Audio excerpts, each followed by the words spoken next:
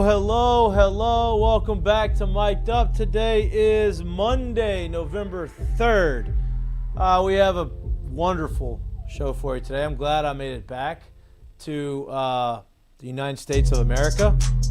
I got to spend Thursday night and Friday night in Toronto, Canada, watching our own Kevin Gausman throw Game 6 of the College World Series, of the Major League Baseball World Series. Obviously did not go the way that I had hoped, that he had hoped, that everybody in Canada had hoped. It was an unbelievable 7-game series. I wish my friend would have gotten a World Series ring, but it did not work out that way. Game inches. You hear it all the time. Little play here, little play there. Step slow, step too slow, a step too fast. You know, inches are everywhere around us. You got to fight. You got to fight. So 60 feet, 6 inches. And there's a lot of things that could have gone different for them to win it, but it did not. Congratulations to the Dodgers for winning their second of back-to-back World Series. But we're here. We got a lot to talk about. Obviously, if you had YouTube TV and you're looking forward to watching college football this weekend or Monday Night Football tonight, you can't do that, which I am that guy. I can't do that, so that stinks. But if you weren't able to watch it, we have everything that you need to talk about. We also are going to talk about the debacle that was Louisiana sports for the past week. Obviously, LSU has been in the news. Brian Kelly, it's been a little over a week, right, since Brian Kelly got fired, right? Was it last Sunday? I don't know how long. Maybe a week, 10 days. I don't know how long it was since he got fired. Last Sunday. It was last Sunday, right? So a little over a week since Brian Kelly got fired. Obviously, right after that, Joe Sloan gets the boot. Then right after that, athletic director Scott Woodward gets fired. All of this amidst the governor of Louisiana coming out and making himself very visible to the media and having conversations out loud about things that probably should have been had behind closed doors. So that was in the news cycle for an entire week. Hopefully, we're going to get some positive news this week in Louisiana or for LSU, starting tomorrow when they're expected, I think, to announce the new president of LSU. It's a list of, I think there's 3 finalists. They're going to announce the new president tomorrow, and that is going to be the first step in kind of rebuilding the structure and rebuilding the alignment that is president, chancellor, athletic director, head football coach. I think all of those things are going to happen here in the next couple months. Obviously, the LSU coaching search is ongoing, and that is a topic of conversation. Verge Osbury is going to have the authority to hire the next guy, obviously with conversations that he's going to have with his trusted advisors. But he will be the one making the decision. And so that leads me to believe that he may be a very serious candidate to be an athletic director here, or the next athletic director here at LSU. We'll see what happens with that. We'll talk candidates. It's also LSU Alabama week. We're going to talk to Bryce Coon, who's coming on the show here in a couple minutes, about how it's been different. Bryce Coon, 3rd straight week with the first question. First question? I don't know. Well, I guess we can ask him now. Because we can ask him now. 3rd straight week with the first question. We're going to ask him how the vibe is around. Is he the new guy? He's the leader in the clubhouse. He's the guy now. He's the go-to question guy. We're going to get to that. We're going to ask all our questions to him. I wish we could get to him before the presser. Yeah, give him a little tip. Hey, I want you to ask this.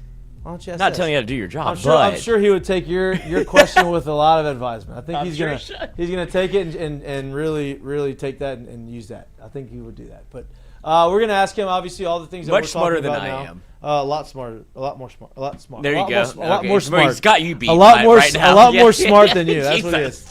But he's already in there. Let's get to Bryce and jump right to it. Bryce, welcome back to the show, dude. Welcome to your usual Monday slot. Congratulations on being the go-to reporter for LSU sports and getting the first question always. You're on a heater right now. How? No, not even that. Not even how. My question is, you've had the last couple first questions with Brian Kelly, then you had the first question with Frank, new presser. So, how has the vibe been around everybody? Because look, once Brian Kelly gets fired, which we've talked about, then everybody comes out, and they end up there. It's a lot easier to be vocal when the guy's no longer there than when he's there, right? You don't want to say anything when the guy's there. So you're hearing stories, you're hearing how he was running the program, you're hearing a bunch of different things. You heard from in the presser today from Frank Wilson that Blake Baker asked Frank Wilson to give him a more realistic look on what they were going to see in the game this weekend against Alabama. That leads me to believe that they had not been doing that in the past. What has been the collective vibe from your experience in covering this over the last week? Well, first off, and I like how you guys kind of led off the show with how long has it been? I mean, it feels like it's been a month. We've been talking about this. Exactly. With the amount of content that's been produced. It's crazy. It's 1 week. And then on top of that, you have Hugh Freeze get fired. So it's like Brian Kelly's put on the back burner. Correct. Hugh Freeze is in the media cycle right now. But no, to your point, I think I'd say the biggest vibe is a lot of LSU players, and the days are getting mixed up right now, but I guess it was like, last Wednesday, when the former LSU players made their way to practice, and that was really made a big deal by the social media team. If you really want to get a vibe check, football social media teams are a really good thing to look at.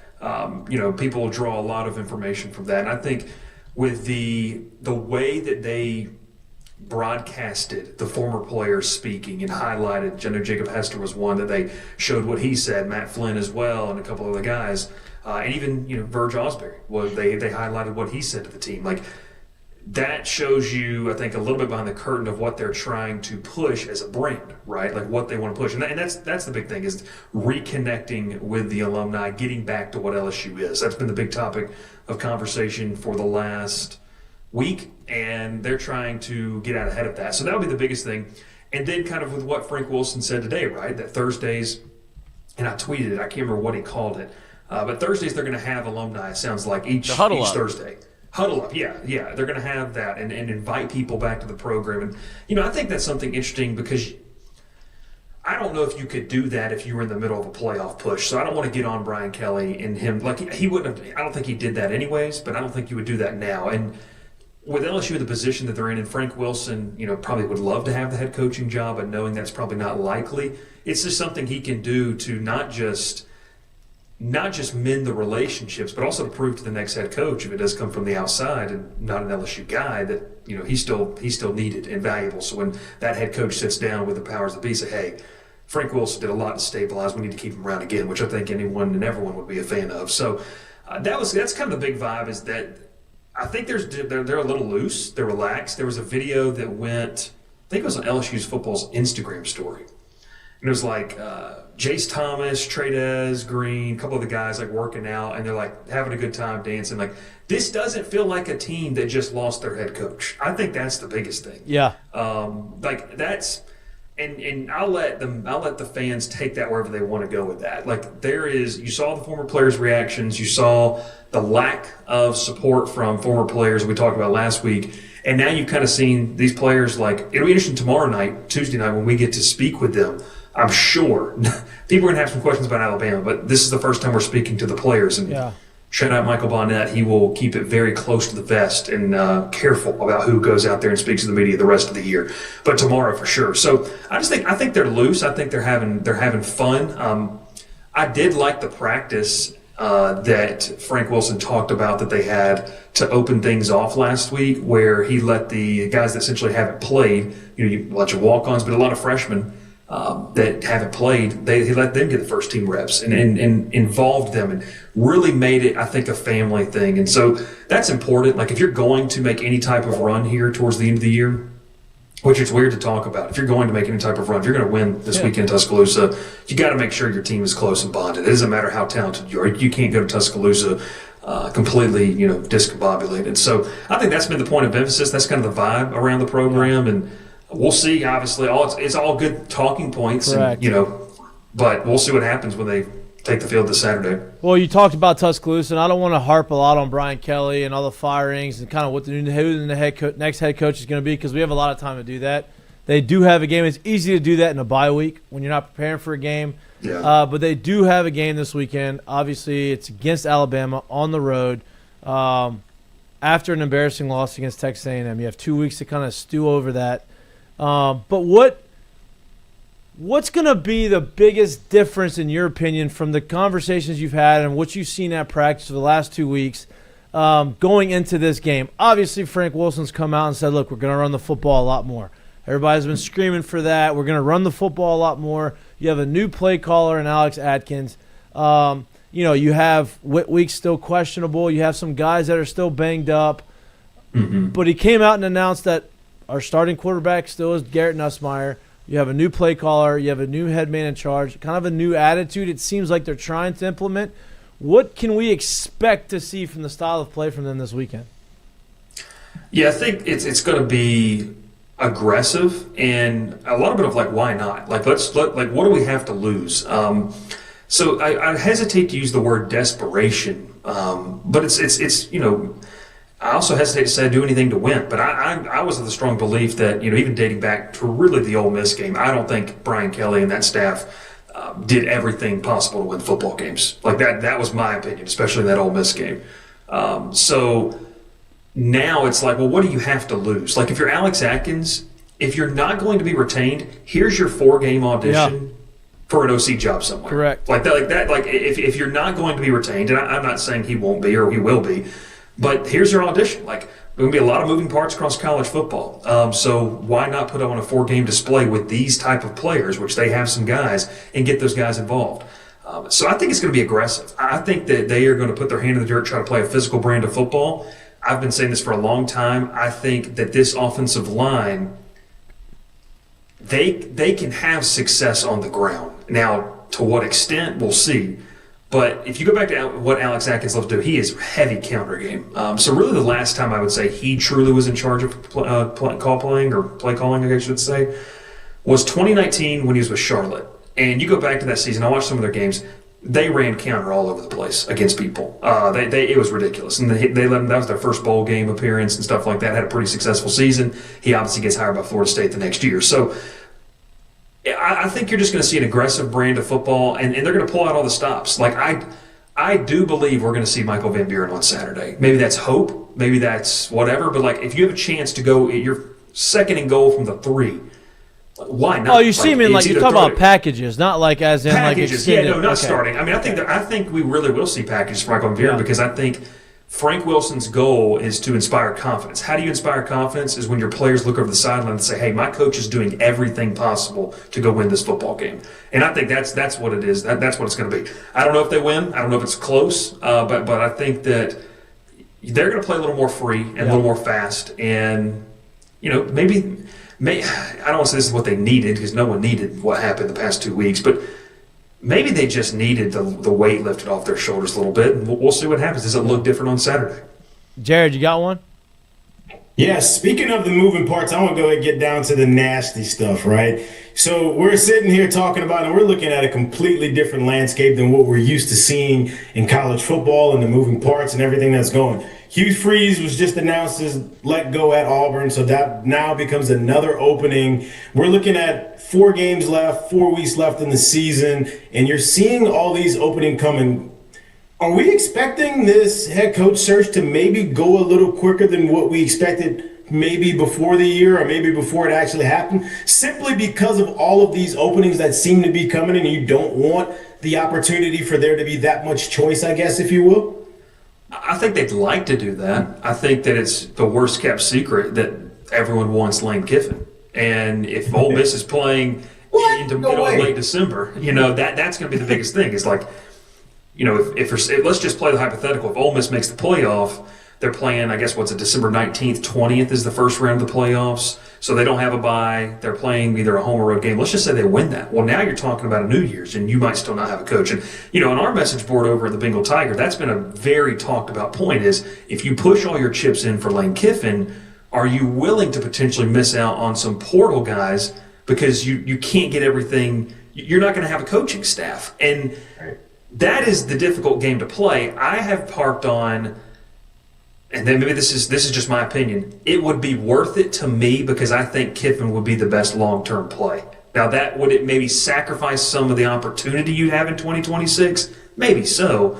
But you're not making this hire just for 1 year. You're making this hire so you don't have to make another decision like this for a long time.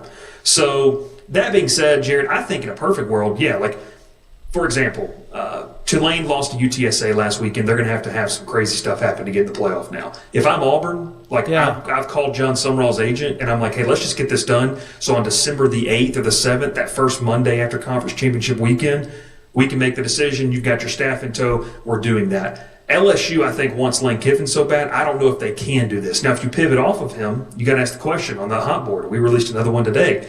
Like, who's not a playoff coach that you'd like to go get? My number one option, I really like Kenny Dillingham. And, like, if you went out to Arizona State and you don't think they're going to make the playoff, that's a guy you could bring in. But I just think they're going to exhaust all options to go get Kiffin. And so while they would like for it to be a short-term thing, this might go a little bit longer than they want.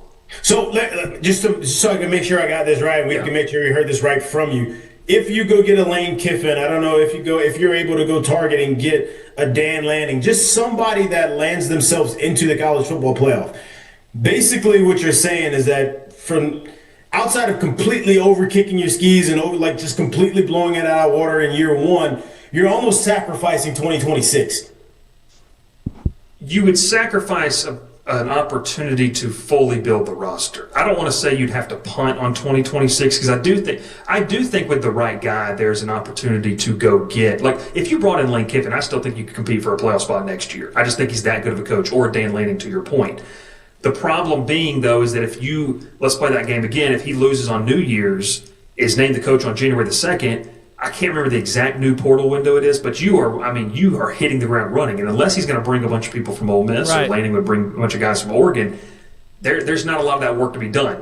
So I don't want to say you'd punt on your playoff hopes. You would just not have the full body of work. It's like we used to talk about when coaches got fired, like, hey, he doesn't have his guys in. It'd be a balance, I think, of what he has there. But I think LSU's a place where you look at the job and, man, if you can just fix a couple of things, like, you can be a playoff team like that. Like, we're sitting here talking about LSU. They're 5-3, and I know I hate to play the what if game. If the ball bounces a couple different ways, you could be 4-4, sure, but you could also sit here with one loss and Brian Kelly's still your head coach. So all these things we're sitting here saying are obviously happenstance. But yeah, Jared, I think the best way to put it is you're not punting on the season. You just wouldn't have the full opportunity to build the roster maybe you would want to if you target one of those playoff coaches. Well, what do you with the rule change, obviously they get an extra 15 days if your coach has been fired. So you can kind of expound upon that window a little bit, just to say, because I think everybody's confused about, like, for the listener,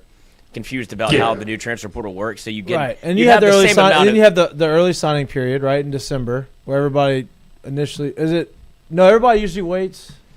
No, well, the early signing period is just the first Wednesday in December or second Wednesday in December. Right. So that's where you would have to say, I mean, Frank Wilson is going to have to do it. Yeah, right. You'd have to convince him to wait. To convince them to wait. And that's going to be the hard part because these kids want guarantees. Like, I'll just say this, and it's a premium article on our site. Here's a teaser for you to go look at it. Talked with Haven Finney and his family, elite corner out there at Sierra Canyon in high school in California. He said he's had multiple conversations. His family's had multiple conversations with Corey Raymond. That's kind of where they sit. He wants to be at LSU, but he's also got to know, because he's moving his whole life across the country, to know who's going to be that coach. And from a kid's perspective, I understand that, right? Like, you want to know who your head coach is. Man, Frank Wilson's been asked a couple of times. There might not be more pressure on an LSU staffer right now than this recruiting staff. Like, how do you manage making sure you keep kids in tow, fight the negative recruiting, and make sure these kids know what's going on? Because the worst thing you can do is guarantee something and it doesn't happen, and then that kid signs, and now you've got bad blood and bad relationships, stuff like that. So that would not be fun. That's all while understanding, too, you're going to be the unsung hero. Because let's say you keep the class together and the new coach comes in and they go out and have one of those great years next year. Mm-hmm. You're still not going to be the one that's given the credit for keeping the class and everybody together that you were able to, even keeping the guys on campus that are still on campus. Mm-hmm. It's going to be the coach came in, put his systems in place, and that's how you went out and won. And no one's really going to talk about at that point who kept it together, who kept the ship sailing, and kind of pushed it along at that point. The only way you get that, Jared, is if your head coach stands at the podium next December in his first playoff press conference and says, "Hey, we wouldn't be here without Frank Wilson." And you know what? Corey Raymond. Well, if he's standing there next December and saying that, that means you've also went the kickoff of the season and you went 14 weeks without anyone really saying it at that point. Exactly. And you know what? The new head coach, if he's smart, he would do that if they're in that situation, right? Because you just really hope he gets their names right. Just let the guy live in peace, buddy. Okay, I mean, I know you're frustrated. Dillingham can do that. He's done that. That's his big thing. So, Bryce, let me ask you: do you really think Dillingham's not realistic's probably the right word. Do you think it's realistic that he comes this way? Yeah, 110%. You do. Look. I'm going to dive into two more guys who are alum of where they are. Okay, I've already done Brent Key. I've already done Dillingham. Tomorrow I'm doing Clark Lee, and then we'll have Jeff Brom. Look, I think with Dillingham, it's really fun to sit there and say you're at your alma mater and all those things are great, and you went to the playoff last year. Maybe you did catch lightning in a bottle with Scattaboo and all those guys, whatever. But it's all fun and games until that multi-million-dollar contract is put in front of you that doubles or triples your salary, and you're competing at the highest level of the sport. You're taking in the best athletes, and you have a chance to go hoist a trophy each and every single year. Like, it's all fun and games until that conversation is had, and then it's when push comes to shove. I will just say this, and obviously we talked about this last week, like just from my connections in Atlanta, I don't think Brent Key would leave Georgia Tech. Like, I think he's one of the guys that he would just stay there. Dillingham, to me, from just talking to people, is like, he's going to entertain that. And even, last Monday, I guess it was, when Kelly was fired, The Athletic came out with an article, and his face was on the front page of it, and it said essentially, hot board or whatever you want to say, and he didn't turn it down. He just said his focus was on this team. Right. So I think, he's 35 years old, not a large runway of experience, but who is that you're really realistically going to get? Like, outside of Kiffin and Lanning, I don't think you realistically get Lanning, to be honest. So I really like Kenny Dillingham. I like it's not just his coaching acumen, it's his personality. Mm-hmm. He is a competitor. And by God, you need someone who is a competitor and getting fired up and not, I'll throw you a bone, Lloyd. Not screaming at his coaches, but, screaming, at the referee, like fighting for his players. Yeah. And I think Dillingham fits that mold to the T. So I think he's a realistic option. I think the idea that he wouldn't leave and people just casting it off as, well, that's never going to happen. Well, why would it never happen? I mean, this is LSU. If you're an LSU fan and you think that you are as big as you are, you should be able to go to an Arizona State and take their head coach away, regardless of his ties to that place. Let me ask you a question. So I know we want to talk about this week, but this is what matters. This is what we need to talk about. Mm-hmm. So you talk about all this stuff, right? Like, who else? Like, what other coaches we go after that has the experience, right? And I agree with that. Verge Osbury is making the decision. That has been publicly announced. Hey, Verge is going to be heading up this coaching hire. I want to make a couple points, and I want to have this conversation with you because I'm interested to hear your take. You're hiring the new president tomorrow. You hire the president. Verge Osbury is making the decision for the next head coach, right? He hires the guy. Does that not make you feel like Verge Osbury is going to be the athletic director? Because wouldn't an athletic director want to make the coaching hire? And if Verge Osbury was to make the coaching hire and not the athletic director and hire somebody else, wouldn't that be a point of contention? And wouldn't that guy be overlooking this guy who didn't hire and it's the picking it apart? It's the cuckold theory. Right. Like, it wasn't his hire, all this type of stuff. And second part to this question, and if Verge Osbury is making the hire, wouldn't you think Marcus Freeman would get some serious consideration? I personally think it's hard to go back to Notre Dame and go get the second guy and try that again. But I know Verge and him have a really good relationship. Like, is that a possibility? Man, if we're being real, 5 years ago, no one would have told you Brian Kelly was going to LSU. So, yeah, anything's a possibility, right? Like, I mean, that's to that point. Yeah, anything is. I'll tell you one thing. I don't know if this is unpopular. I'd love Marcus Freeman to be my head coach if I was a fan of the team. Like, night and day difference between him and Brian Kelly. Right. Go back and watch. Mm-hmm. And, Lloyd, I don't know if you have time to do this right now, but I'll have to send it to you. Maybe you can show it later in the show or something. when there's a team meeting. I think it's for like a team run, so it's like winter workouts, and the team's talking with an assistant coach or someone, I don't know, chaplain, I don't know who it is, and at Notre Dame, and they said, hey, we're gonna do this team run, we're gonna build all this, and before we do that, we want to introduce you to your new head coach here at Notre Dame. And Marcus Freeman comes out of a door, and those guys go ballistic, and he's dapping them up, and probably did the team run with him because he's in ridiculous shape out there. But it's just one of those things where like they love that dude.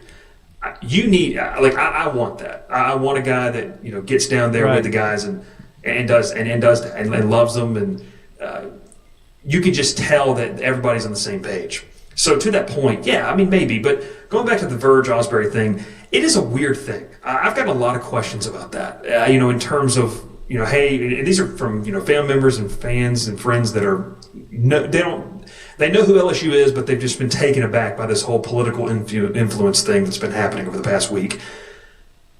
You would think, logically, what you just said, Mikey, makes a ton of sense. Right. I don't think logic is in this situation, frankly. Welcome to Louisiana. I don't know if it does. I don't know if it will matter. And I think it would be weird to say the athletic director would be held, the new one, if it's not Verge Osbury, would be held hostage by a decision he didn't make. Correct. That's very weird to say. It doesn't sound like that's true alignment. Like people love to use that word this time of year. But maybe that is what happens, and maybe it works, maybe it doesn't, and maybe we're all sitting here in 3 years from now saying, God, that was such a god-awful decision by the decision makers. Why would you ever do that? Because it's so obvious. But I don't think it necessarily means that Verge Osbury is going to be the athletic director. I don't think it's in stone. I wouldn't put it in Sharpie. It wouldn't surprise me if he was, but we'll see what happens. I don't know, because this new president, when they name it tomorrow, there's a lot of speculation about who it is. I think everybody knows who it is. I feel like that's been the last 6 months. Yeah, and if that person brings the person that he's working with currently, over here, I don't know. That's above my pay grade in terms of the administration searches, in terms of stuff like that. But as we kind of sit here on November the 3rd, I wouldn't say anything would shock me if Verge Osbury was the athletic director, but I don't see it happening. I don't know if it matters, and maybe it should. So I know that's probably not a good answer, but that's kind of where I sit, because I really don't know.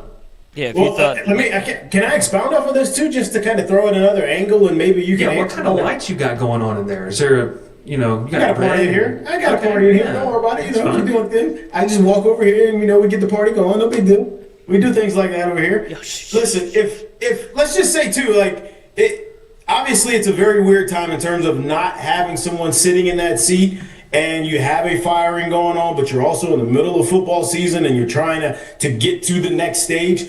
Could a lot of that be in terms of the Verge situation is, look, we literally just can't sit here and not have someone act and hold the seat and make the outreach and do the things that need to be done to cover those bases, and obviously maybe even get to the actual hiring date while not having someone. Because if you're LSU and you're sitting down and you don't have that going on right now, or 2 weeks from now, or a month from now, who's taking you serious when you finally make the call to get the job? Oh, that's a great point. You can't, and correct me if I'm wrong with what you're saying here, but you can't just sit on your laurels and just think, okay, we're just going to wait. That's not an option for anybody. Right. So yeah, to your point, who might be the best person in the best position? It might be Verge Osbury. Because either you're going to really impress this new president, and really impress the brass with your decision making, and you find yourself as the LSU athletic director, or, and I'm not saying he would leave, but you're going to position yourself for some type of opportunity in a higher capacity, whether they bring in a new AD or not. So I think he's almost in a win-win situation, and probably the only person in that role during this entire process. So I think there's that too, and I'll add this too. Can't remember if I spoke on this last week, but we're seeing across college football, GMs play a much bigger role in decision-making. Specifically, I remember, I guess it was last summer, when Andrew Luck took the Stanford job. Now, Stanford is not even on the same stratosphere in terms of what we're talking about with LSU, but Andrew Luck has essentially been handed the reins to make decisions for that football program, much like the NFL hierarchy, right? Your AD is kind of your owner. They're involved, but not, kind of. And then your GM is the one making decisions, from personnel to players and stuff like that.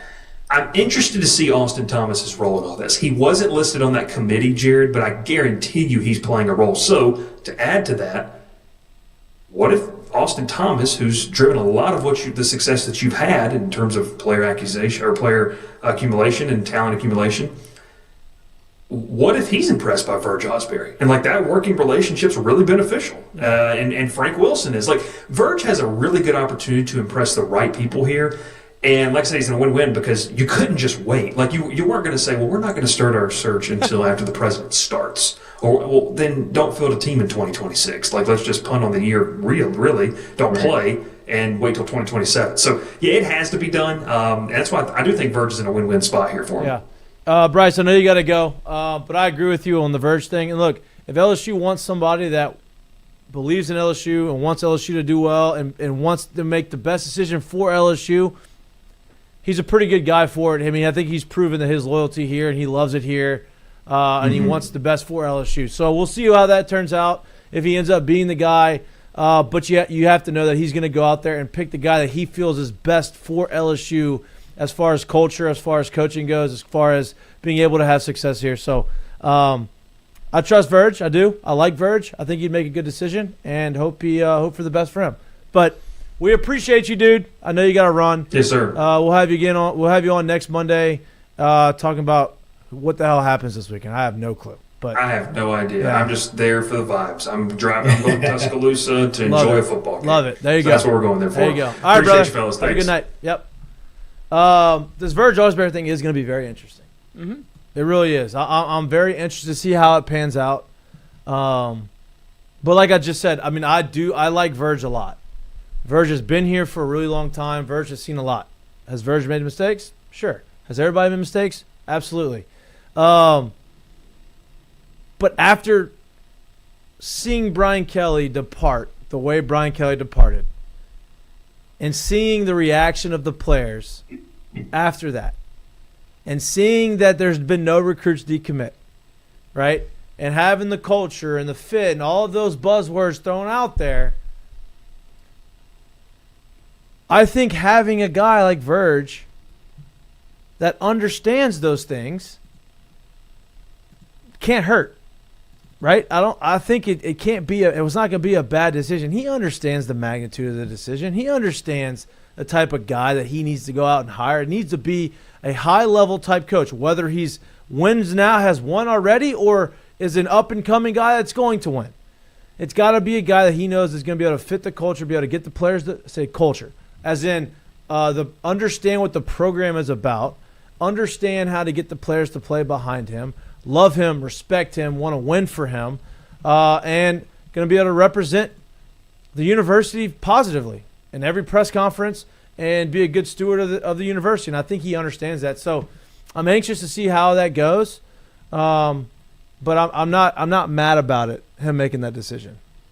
How do y'all feel about it? No, not at all, man. Look, it goes no further. Like, Verge is literally another New Iberian native, so that is a homeboy for me. But literally, as a former Letterman and alumnus, Verge knows the program. Verge played at the program. Verge has been around for a ton of championships with inside of not just the football program, but the entire university, right? So, like, someone who knows the land and all of those things that goes with it. With Verge, you look at it and you sit here and say, like, honestly, even if you feel like there's an opportunity for him to actually slam dunk and or home run this hiring situation, if you are looking outside of just Verge, which I would imagine that they are, right? If you are looking outside of just Verge, he has to be in serious contention and in serious, like, thought process of, is he the one that we should bring in or the one that we should actually give the job to anyway, right? If you're giving him this kind of hiring power and knowing his background in the program, I would imagine he's strong contention for the job. Whether he gets it or not, I don't know, but I would have zero problem with it if he got the job. Agreed. Lloyd, what do you think? How do you feel about that? I think Verge and Frank are both in very similar situations where Jim Mitch, you've talked about, like, made men as head coaches. I think they are made men for LSU. Regardless of what happens for if they both want this job or not, they're both in positions to help LSU. If they want to continue in that capacity, that's they can take it as far as they want to. I think they're more so want to be shepherds for LSU and continue to be able to support the program any way they can. If Verge puts himself in contention for the athletics director job and it doesn't go well, and then you have the potential to leave LSU or get fired from LSU. Same thing with Frank. So I think this is in my mind, this is a placeholder and somebody that will stay around the program until they find an athletics director. I don't think a president's going to come in and be like, status quo, that's how we do it. Oh, you already got all your people in place? Great. Right. I think he's going to want his people in place too, so he's going to go and find somebody else, and Verge will be more than happy to step away from athletics director but still remain with the program. Yeah, I mean, I think that's obviously a possibility as well. And look, here's the deal. We talked about this off air. It's a wacky year in college football. I think a lot of people anticipated it before the year, but I don't think they anticipated it being this crazy. The people are calling for, Heupel's head over there at Tennessee. They have 3 losses. They feel like they're out of the playoff because I think the 3-loss moniker is like, oh, you can't have 3 losses to make it in there. I wouldn't be so sure this year, right? I mean, you have a lot of teams with 1 and 2 losses that have some tricky games in the last 3 weeks of the season, right? And so you're going to have or last 4 weeks of the season, I guess. And so you're going to have a lot more shakeup in the playoffs. I'm not saying LSU is going to make the playoffs. That's not what I'm saying. But what I am saying I don't think anybody was taking that. But what I am saying is if LSU goes out there and let's just say they happen to upset Alabama, right? The interim bump, they go out there and play because look, talent-wise, they can do it. They haven't been able to execute. They haven't been able to do the things that you need to do to be a successful football team this season yet, right? Let's just say they put it together, beat Alabama, get this momentum. They come home, then they beat Arkansas at the 11:45 game. And you got Western Kentucky, and then you got on the road against Oklahoma, who's going to be absolutely battered and beaten because they got 3 tough games in a row before they have to, or 2 tough games in a row before they have to play LSU, right? Let's just say that happens. And now you go into that game 8-3 with a chance to go 9-3 with an interim head coach and an interim athletic director, and you feel like they helped right the ship, right? Like they felt like, damn, everything was collapsing. You got the governor firing people. You got the governor saying one thing to the media in the governor's mansion, another thing saying it to the media when he says, I'm not making the decision. I want to see a performance-based contract. Of course I'll not make that decision when he's on the McAfee show. All these types of things on everybody. Bryce Coon just said it. His family, who doesn't have any ties to LSU outside of Bryce covering LSU, is enthralled with the drama that's happening in Louisiana. Where are we? Like, how is it so political? All this type of stuff, right? And so amidst all of this craziness, if you have these 2 guys who have been with LSU for a long time, have seen the good, the bad, the ugly of LSU, and you give these 2 guys the interim title on 2 jobs that are very highly scrutinized in Louisiana, and they go and right the ship, and they go and stabilize it, and they put LSU in a position to say, damn, this wasn't as embarrassing of a season as it could have been. We ended up 8-4, 9-3 at the end of the season. You go to that last game 8-3. I think you give a serious conversation, not necessarily Frank taking the head job. I think Frank is absolutely staying on, right? But not the head job. But I absolutely think Verge gets an opportunity to say, damn, okay, look at what we did. Look at the situation that we inherited and how much of a mess it was, and look how we were able to stabilize it. That's what you kind of want from a leader, right? That's what you kind of want from someone who's overseeing the athletics department of LSU. And if that happens, I could very well see you have. And look, maybe the president wants to bring his guy over there for McNeese, but there's other opportunities within executive deputy AD or whatever Verge was. You know what I mean? You have other opportunities to bring your people in and assign them very important roles. Just maybe not the AD role if it works out the way this works out, the way I'm explaining that it could work out. Let me ask you this question. I'm not trying to put you on the spot here. I'm truly asking a question because I would like to know. In terms of finishing out the year 3-1, 4-0, whatever it may be, what exactly would the interim or the sitting AD have to do with the performance that happens on the field through the rest of the year? I don't think I'm not even necessarily talking about the performance. I'm just talking about like the optics. bringing some continuity around everything around that, right? It's optics. It's not. He has nothing to do with what happens on the field. But at the end of the day, I know you fire Woodward because you hired Brian Kelly, and Verge didn't appoint Frank as the interim. I think it's just kind of him overseeing it and settling it down and just, keeping it on the rails. He has nothing to me it has nothing to do with the on-play thing. It just looks better. It would be him making a pitch to Frank going, look at what we did. You sure you don't want this job? Like, that's how I see it. If Verge is, if it does go to LSU, goes 9-3 and, very much in the conversation of, okay, everything was great when we were in our spots, should we run this back? Right. That's the way it would happen. But I don't think. Let me ask you this question: would just being 9-3 get you in the conversation? Truthfully, I don't think that they're in the conversation of what. The status quo as to what's going on. Oh right no, now. I don't. Me either. But that's what I'm saying. I just think if it's an audition, it looks good. I'm not saying it's gonna make the decision, but I think that it would definitely have. I think it would strengthen the case. You know what I mean? I think that it would put him in a position to win the public perception. Yeah, to have a better case for sure. Does LSU have a shot to make the playoff at all? Huh. If they go 9-3, it has to have some crazy shit happen. I mean, if you beat Alabama and Oklahoma, Vandy would have to lose. Vandy has 3 losses now, right? 2 or 3. No, they have 2. Texas was their second loss, so that's the problem. Right? Depends on how many 3-loss teams you get in. It's going to be hard for LSU to jump Vandy after Vandy beat them. Well, and you have losses to Ole Miss and Vanderbilt. Well, Ole Miss is going to be there. That's what I'm saying. But if they if Ole Miss is in there and A&M's in there, it's 2 playoff teams. So you've lost to 2 playoff teams. You're going to have something crazy happen for you to have to jump Vandy.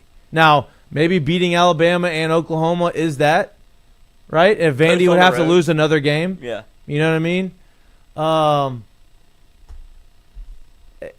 would have to be. Because in my opinion, I think if you said can they make a playoff, I would tell you no. Correct. And the only way that they could possibly do it is it would have to look so damn dominant and so unlike what you've seen from them so far through the year for it to actually happen. Meaning you'd have to go on the road and dominate, not upset. Not just kind of walk in there and take a win somehow, some way. You would have to go to Alabama and dominate them. Yep.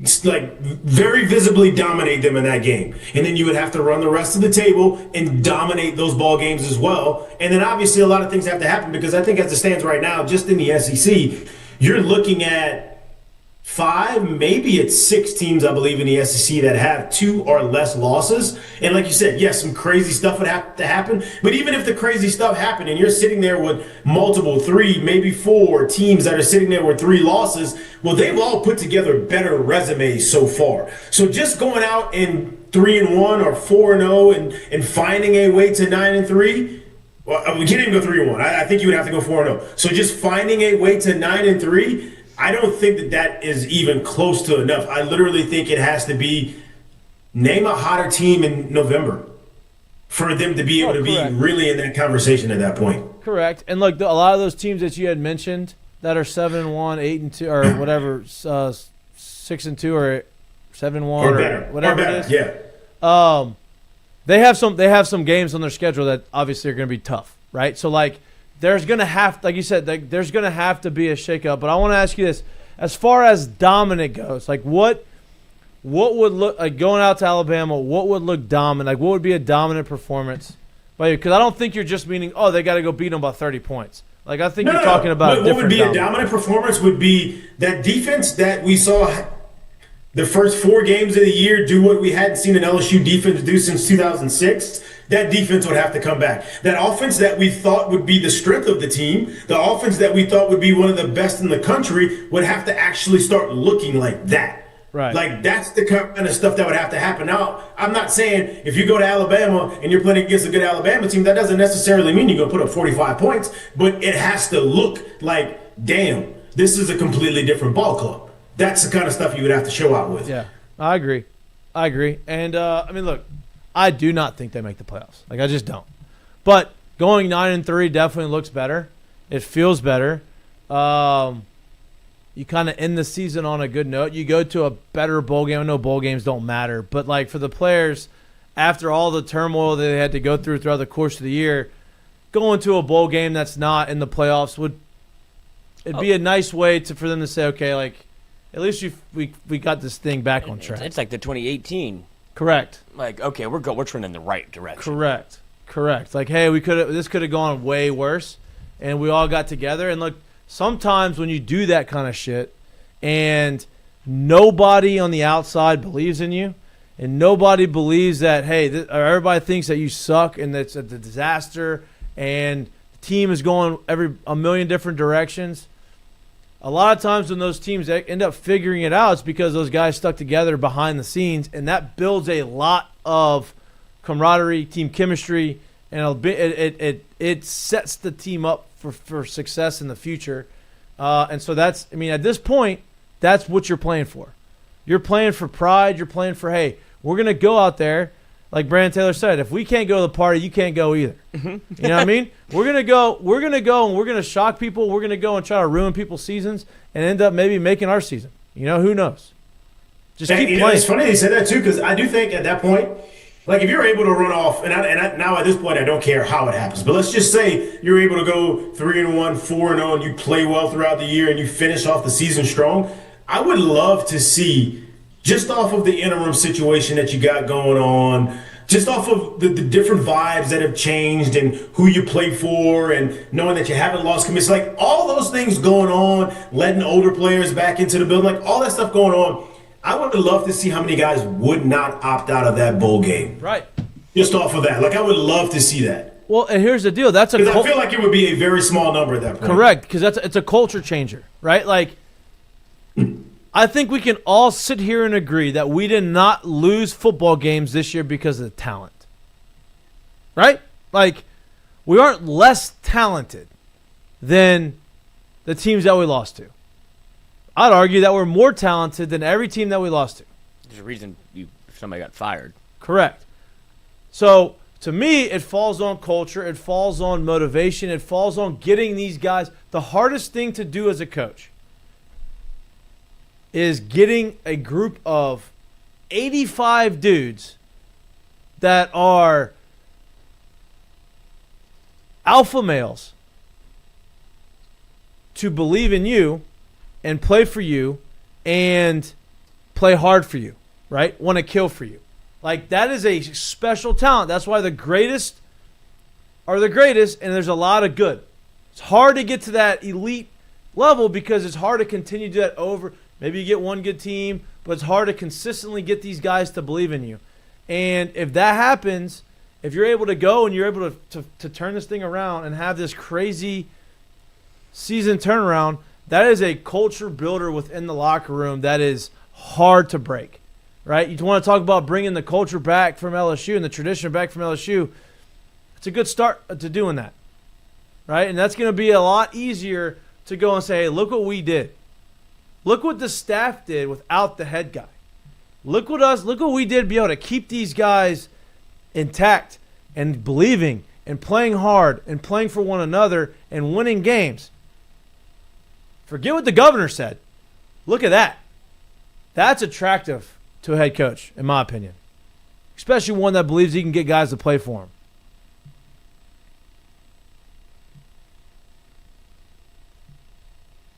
Nobody wants to chime in on that? Are you just going to stare at me? I mean, what else do you want me to say about that? I'm good on it. I agree with that. Lloyd, you got something else to say about it? I mean, I don't think I think, yeah, it would be fun to – anything's better than what just happened the last 5 weeks, so I'm good. Like, I don't care if they get beat 42-10. I just know that it'll look well, that's not the conversation I want to have. I mean, I'm just saying, like, we played both stuff. We were saying that they're going to be undefeated. I'm not saying that they're going to go in 4-0. No. I'm just saying that if it's decidedly different. Yeah, because I agree with you in terms of, listen, like, that's why people were disappointed with the LSU football season. You go out and you say, we spent $18 million on our roster. That's all I needed. We didn't have enough good players. Well, who recruits them? Or who is that who's the head of the snake in that regard? And I guess you would look at Brian Kelly as where you're sending people and how you recruit them. And like, okay, so you couldn't do that. So now let's just go buy the best talent around. Okay, so you did that too. And it's hard to say. You look at LSU and you see Mansour, Delane, DJ Pickett, AJ Halsey, like Whit Weeks, Harold Perkins, like all of these guys that you can rattle on and on and on and on about. It's like they're all talented. You know you have good players. Right. And so, yeah, that's why the discontent and the disappointment set in, because how does it look like this? Like, I thought we had the best roster money could buy. Everybody said it. Like, Brian Kelly said it. And so then it became like this discontentment of, well, fuck, what's the problem?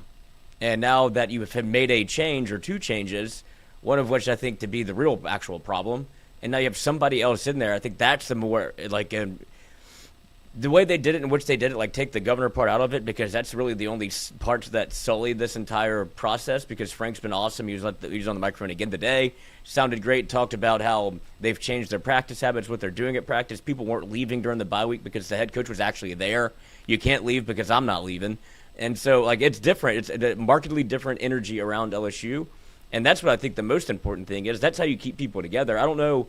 Like, you don't want to go see them lose 42-10. You don't. You want them to go out and fight and play better, but you did make a bunch of changes that you don't know what they're going to look like until it happens.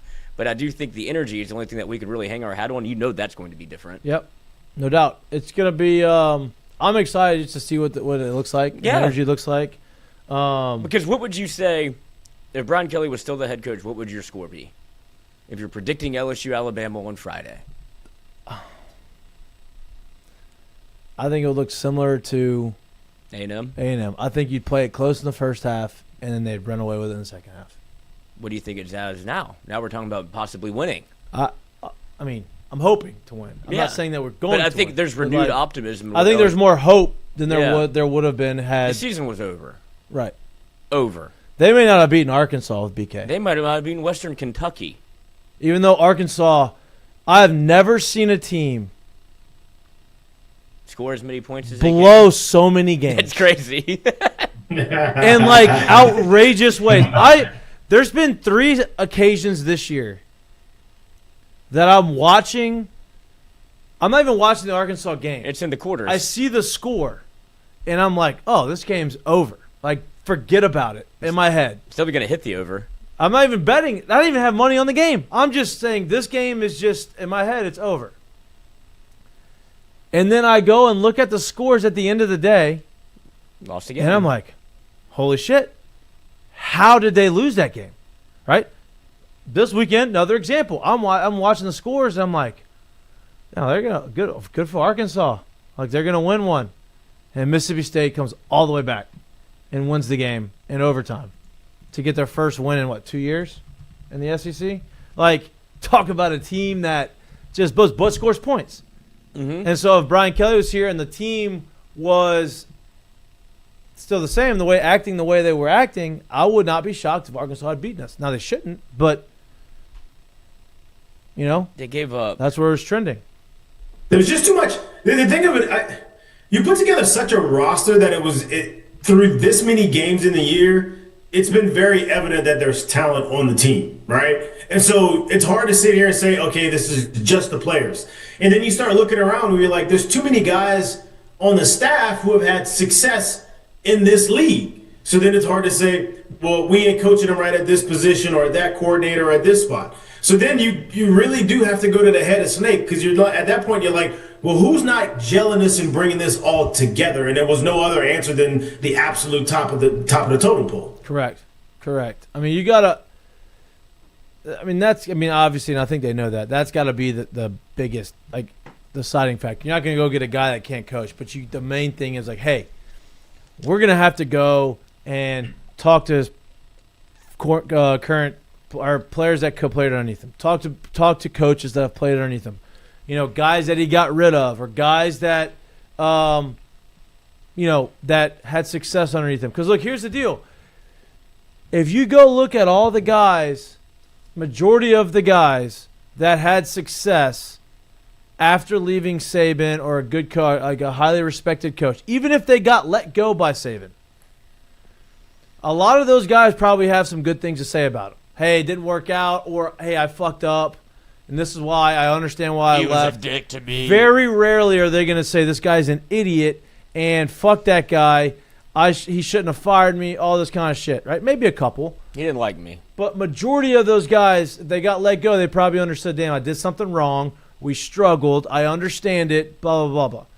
So go talk to guys. If you got a good coach that's got a good reputation with his former coaches and his former players and all that kind of stuff, makes me feel better about it. And he's got the wins behind it, and he can coach. I feel better about it. It makes me wonder, when you look back on the Brian Kelly hiring, is it because it was done so much in the shadows that maybe you couldn't properly vet him? You were so keyed in on getting him that you were kind of the ball was in his court a lot, to where it's like you had to woo him, and it's like we're not even looking into him. We just have to go get him. It almost felt like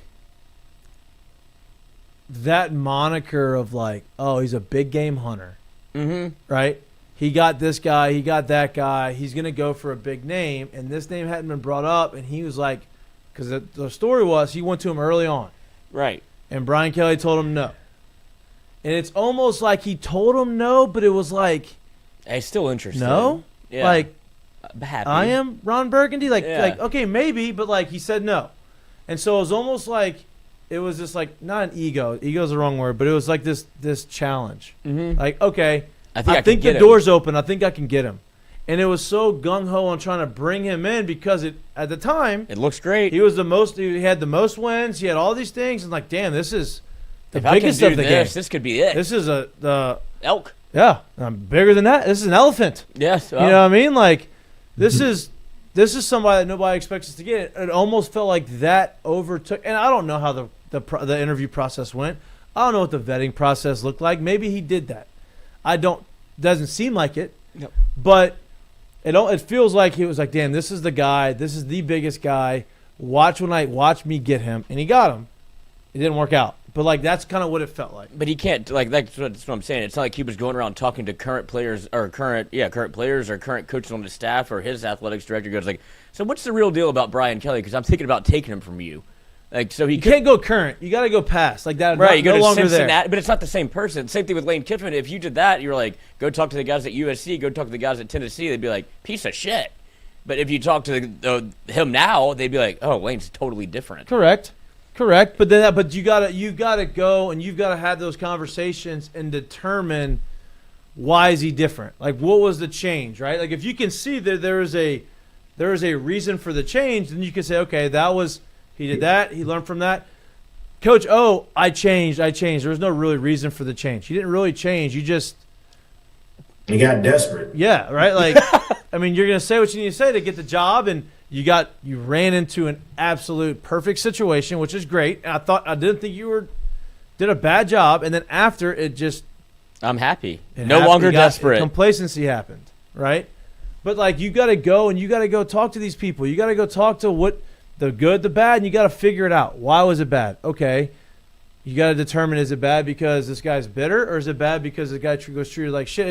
It's a hard deal to do, but there's other things that you have to look at than just X's and O's and has this guy want or not, right? Treat it like the NFL draft. Put a PI on I think LSU is like really at a very unique spot that, man, I don't think it's often you get it's not often you get a institution like LSU that has an opportunity that could set them straight for the next 20 years if you do it right.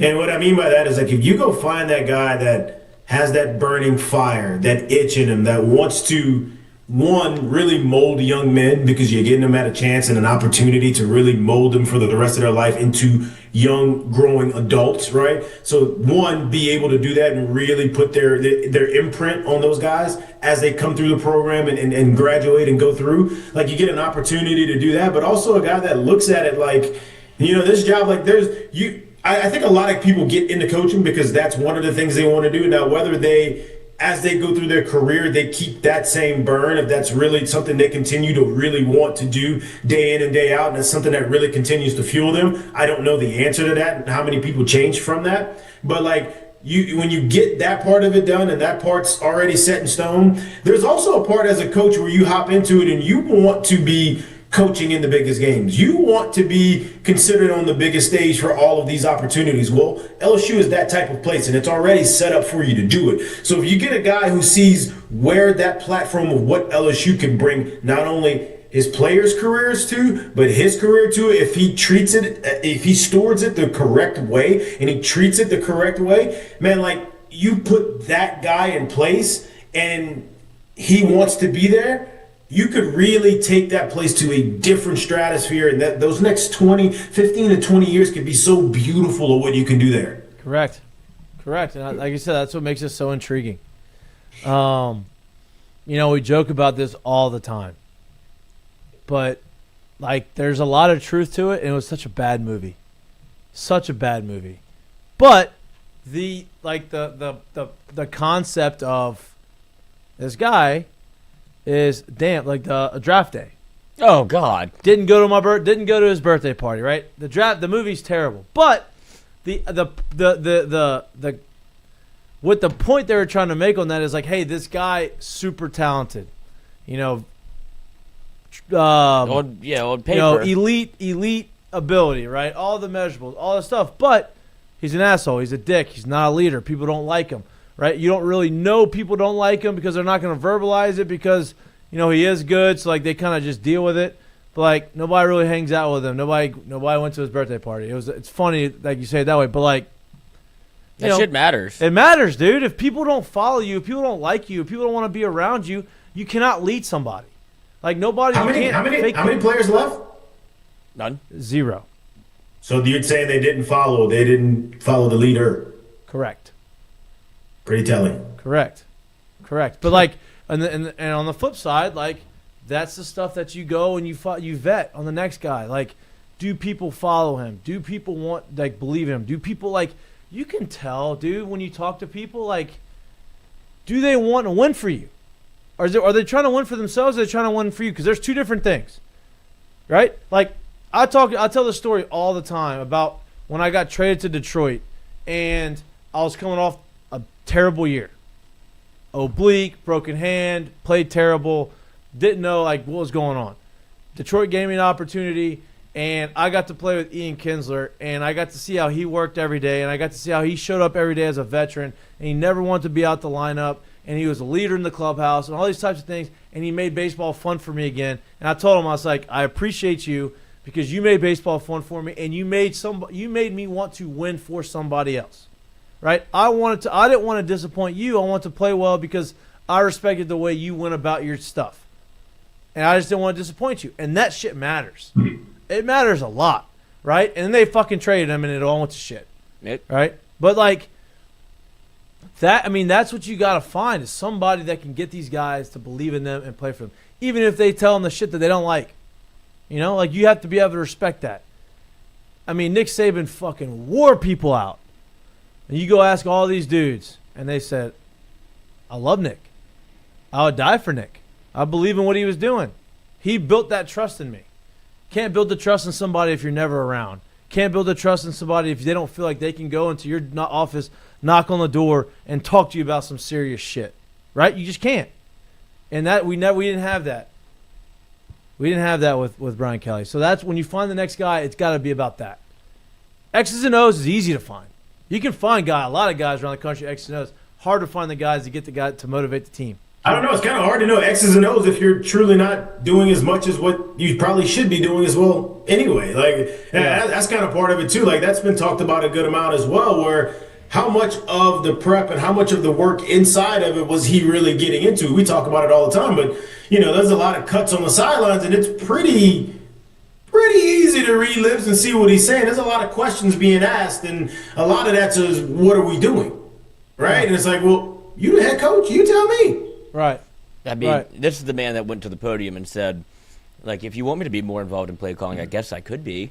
And then it's on the sidelines, like, I have veto power. And then all you see is, like, why the fuck would he do that? It's like, do you not know? You have the headset on. Do you not know the play call? You can't stop it before it happens? Clearly not. And, like, all of that came back to bite him in the ass because, one, he's not a leader of men. Two, he's not involved in literally anything when it came to LSU football.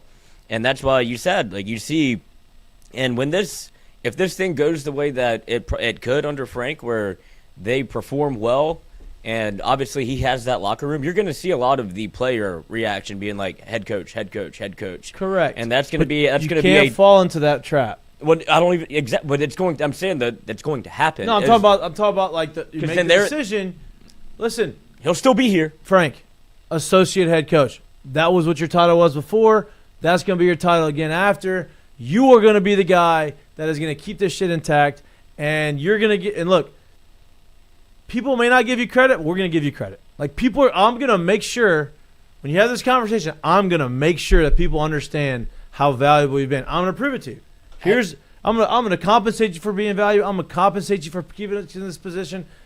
But this is the way we need to go. Have you ever seen an interim head coach stay on a team that wasn't hired to be the head coach? What? Have you ever seen an interim head coach stay on the team the next year that wasn't given the head coaching job? I don't know. I mean, I'm sure there has been. It's a good question. I don't know. That is a great question. I don't know the answer to that one. Because the reason, I think Frank's a little unique. Well, the reason I bring it up is because I think the reason that doesn't happen is because players start going to said coach that used to be their head coach, like, man, fuck this, I want Frank back, and it's easy to form like a mutiny. Like that's a massive undertaking for him to be able to be like, boys, I'm not the head coach. Like, I'm here for y'all, but don't be bringing that bullshit in here saying you want me to be the head coach. And I think that's how you have to take that head on. You have to have the coach and Frank.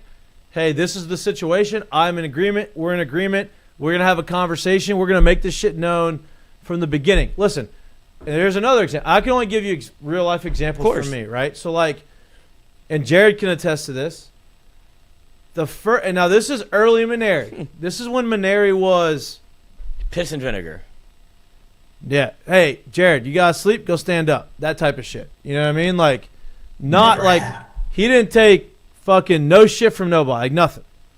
And first meeting of our first day, I'm a freshman sitting in there, and he's going through the whole thing. It's fucking 4-hour meeting because he loves to talk. And he's going fucking line by line like we don't know what it says. But he said, hey, I'm going to tell y'all right now, all y'all are 18 years old plus. Y'all are living on y'all's own. Y'all are men now. If you have an issue with playing time or why you're not playing, you come and talk to me, and I'll be honest with you. But the minute I hear your parents talking about that shit in the stands or calling me or emailing me and asking why you're not playing, you'll never play. It's about us in here. And if I haven't earned the respect from you to come and talk to me, or you don't have enough courage to come and talk to me, I don't want you on the field. And I was like, shit. Fair. Like, fair. But that's from day one. So you lay that shit out there and you set the standard. This is what it's going to be like. You want to play, you come talk to me. You don't want to hear, if you don't like the answer. Tough titties. Tough shit. But that's why. But don't go run to mom and then not have to hear like, correct. Oh, don't make your mom or dad call me. They're not the ones. I'm not playing them. I'm playing you. And I respected that. Yeah. You know, so that's all you have to do. That's what you have to do. Take it head on. I'm typing into ChatGPT right now, Lloyd. Oh God.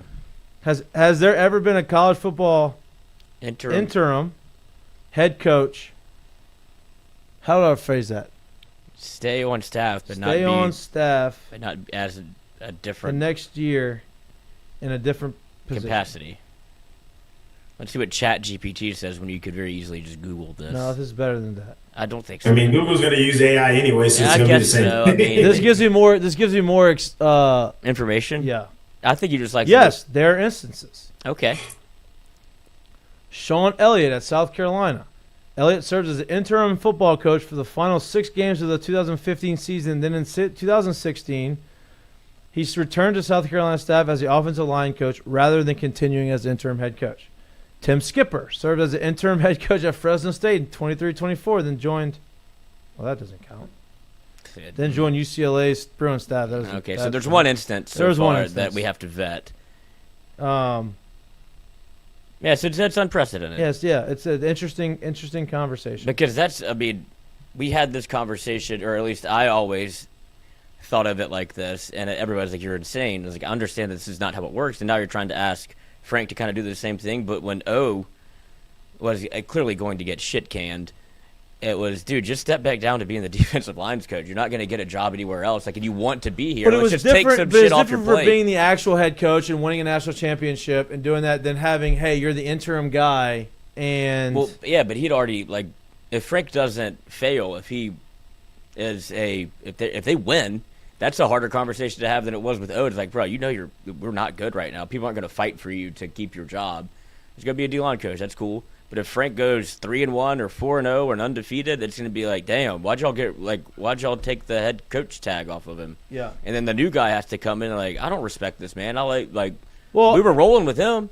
And that's the thing is like that's because they are 18 to 22-year-old kids. Like correct. They're very but influenced. at the end of the day, you have to, and we talked about this a little earlier. You have to look at some of the past mistakes and not make the same ones. Okay. So, what was the biggest mistake? Would you imagine? Would you give me the biggest mistake Brian Kelly made when he first got here? Firing everyone. Okay. But Specifically, Frank Wilson and Corey Raymond, right? Specifically.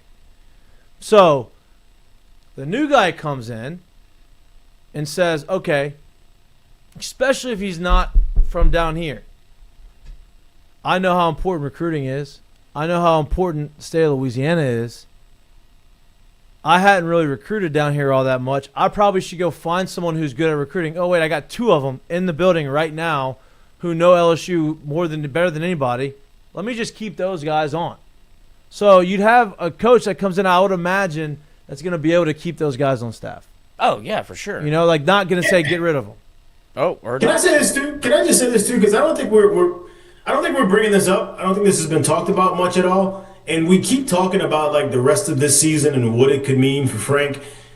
I think if we're being completely fair and we really looked at this thing and we even asked Frank to like literally look in the mirror, not all are created equal in the terms of what I'm about to say, but at the end of the day, even if you do go unscathed in this thing, it's still just 4 games. right. It's still it's 4 games. It's not a half of a season.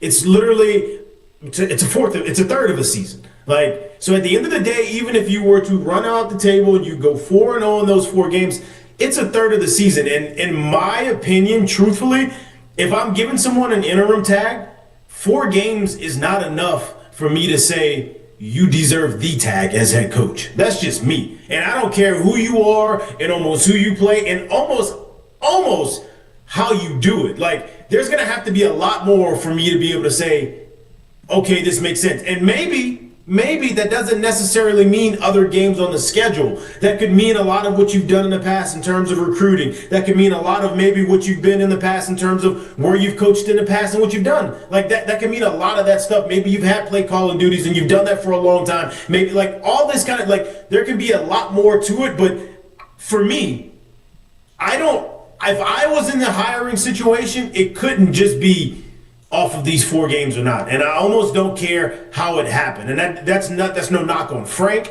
That's literally just, if I'm looking at the situation, I need more than 4 games, good, Correct. bad, great, ugly, whatever it is, to say yes or no. Correct. I just do. Correct. And look, you can reward him for the job that he does if he does a great job with a pay bump or with something else. But like, I'm not talking about money. I'm talking about the relationships and the aspect of the no, I get what you're team saying. room, yeah. I get what you're saying. I can't say that, and that's why I bring that up, Lloyd, too, because if we sat down and said, boom, we're asking Brian, let's sit down, we want to bring Frank in. If you have a straight up conversation at that point that straight up tells him, like, hey, I'm not saying yes, I'm not saying no, but what I am going to tell you is that I don't care how good or how bad, 4-0, 0-4 is not really going to get it or not get it for you. Yeah. So I'm just letting you know that. And like, I'm not saying you can't have it, but that's not going to be a record in a 4-game sample is not going to be the determiner if you do or if you don't get an opportunity at this job. Correct. And there's also the side of it where it's like, hey, yeah, players always go to the assistants and bitch to the assistants about the head coach, right? And so it's the assistant's job to listen to it and give them constructive feedback, right? Like, hey, like, I get it. I understand why you're frustrated, but you can't be saying that shit. This is what you got to do. If you want to fucking get on there, you got to play better. You got to do this. You got to do that. You got to do this, right? And it's the assistant's job. Always has been that way. Like, that is just, like, it's easy to go to the assistant more than going to the head coach and bitch because you're not going to be a bitch in the head coach. And so if the players like Frank, and Frank has a good year, and they say, oh, we want Frank to be the guy, then it's Frank's role as the associate head coach and as the guy to say, hey, listen, I get it. This guy is great. I believe in this guy. You've got to get your shit straight. Like, I'm on your team. I'm on your side, but we're all on the same side. Like, that's easy to narrow if everybody's on the same page. Right now. Yeah. Now, once you got assistants saying, yeah, fuck that guy, or like letting the door open and letting them say that shit, and they're not checking it, that's when shit gets toxic. You lose the locker room. Yeah. Yeah. I'm not gonna sit here and say follow what they did, but like also understand like the players at Notre Dame didn't know who was coming in and taking the job next. I'm sure they would have went to bat for days about that guy. They didn't know who was coming to take that job. But the point I'm making with that is like you gotta understand too, at the end of the day, man, when I'm going to class every day and the teacher I don't really love the teacher, everybody loves the substitute. And I don't care who the substitute is. Right? And so you should expect for the players to be going to bat for Frank. Like that should be expected. And if it's not, then it's kind of something to wink your eyebrow. But that shouldn't be a large determiner in if he gets the job or if he doesn't. It just shouldn't be. Correct. Awesome. Mm-hmm. Awesome. Now, I'll say this too. It takes a special guy to be able to go from assistant, very well-liked assistant, to head guy. Because of some of the stuff that I talked about before. Assistant, you got the respect of your players, but you also got a little bit more of a personal conversation. You can hear you know a little bit more about what they're thinking, all these types of things. And at the end of the day, they believe in you and they got to listen to you on what you're trying to do here, right? Like, I'm the defensive coordinator, you got to go do whatever. And then you become the head guy and you've built those relationships and you've got to be a special person to be able to go say, hey, listen, this is my new role. And you've got to make some adjustments to how you still manage them and you love the kids and you get them to play for it. But you got to manage that because now there's a little bit more responsibility and there's a little bit more that you have to do. It's I love Marcus Freeman. I think he's great. Yeah, I mean, I would imagine. Bryce doesn't think that's a realistic thing. I think it's more realistic than he thinks. Yeah, I don't think Dillingham's realistic, but you call all these people, make them tell you no. You can build a little list. You call why don't you think Dillingham's realistic? Because I think Bryce is underestimating kind of what Arizona State means to Dillingham. Like, you can see it the way that he coaches whenever, like, he's literally used to be a student there that would paint his body and go to football games, and then whenever they win, he's the first one to, like, jump into the crowd. He loves that place. You can't replace it. No dollar amount. Like, if you made me the head coach of LSU football, like, do you think I'm going anywhere? You could offer me $4 billion to go somewhere else, and I wouldn't go. Like, that's the job that he wants. He got it. He's not leaving. Yeah, correct. I didn't realize he was at Florida State. Who? Dillingham. Yeah. I think Dillingham's real. I'm gonna just be honest with you. I would be shocked. Like, that's why. I mean, I know nothing. I wouldn't be shocked in the sense of. I wouldn't be shocked in the sense that he would say yes. I would be shocked more that that's where it quote unquote fell to. Like, I think that he is at best, in their eyes, the powers to be, the people that are going to be making this decision, I think he's at best that 4 range. I find it hard to believe the ones that I think are realistic that you can go and get, that maybe at the top of that list, that it would go that far before they actually got to where they wanted to be. So I just don't think it would get to him, but I do think if LSU came calling, he's picking up the phone. Yeah. 100%. And I do think if it came down to being a real offer, he would be your next LSU head coach. I do think so. And I'm going through his resume, right, on where he's been. So he was at Auburn. He went from Memphis, right? They were successful at Memphis, back-to-back top 5 offenses in college football. He was the number 1 recruiter in the conference according to 24/7 recruiting rankings. Then Gus Malzahn hired him at Auburn in 2019. That was the only year that Bo Nix was good at Auburn. Mm-hmm. Bo Nix they went 9-3. They averaged 33.2 points per year that year. While he was at Auburn, he was only there for 1 year. Then he left there and went to Florida State from 2020 to 2021, and then he was at Oregon in the 2022 season, and then that's when he took the head coaching job at Arizona State. I don't know how good Florida State was offensively when he was there. They didn't really give me that.